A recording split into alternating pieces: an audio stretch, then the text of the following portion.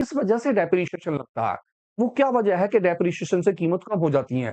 सबसे पहले use of assets.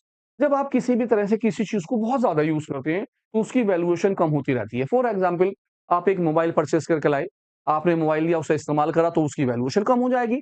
आप एक कार लाए, आपकी कार सड़क पे चल रही है, 2 साल, 3 साल या 1 महीने, 2 महीने बाद वो घिसती है, खराब होती है, टायर-वायर खराब होते हैं, किसी वजह से उसकी वैल्यूएशन क्या हो जाती रहती है, वो कम होती रहती है।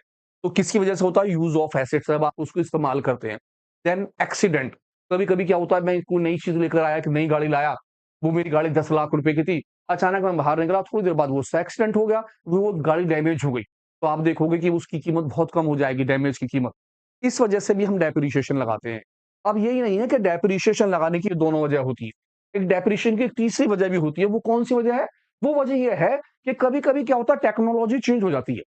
फॉर एग्ज़ाम्पल आपके पास इस टाइम 5G मोबाइल है या आपके पास 4G मोबाइल है। आप देखते हो जब आपके पास 4G मोबाइल है, तो 5G ने उसको रिप्लेस कर दिया और आपकी 4G की वैल्यूएशन खत्म हो गई। आपकी 4G मोबाइल को कोई नहीं पूछने वाला। इस वजह से यानी टेक्नोलॉजी चेंज होने की वजह से भी डेप्रिसिएशन लगाया जाता है। वो उस चीज़ को कवर कर लेता है। जैसे सपोज़ कीजिए आप कोई गाड़ी लेते हैं नई और उसकी जगह उसका एक नया वर्ज़न आ जाता है, तो आपकी पुरानी वाली गाड़ी जो है उसका वर्ज़न खराब हो जाता है। तो इन चीज़ों से भी हमारे डेप्रिसिएशन लगाए जाते हैं। तो हमारी 3 वजह हो गई। नंबर 1 इस्तेमाल क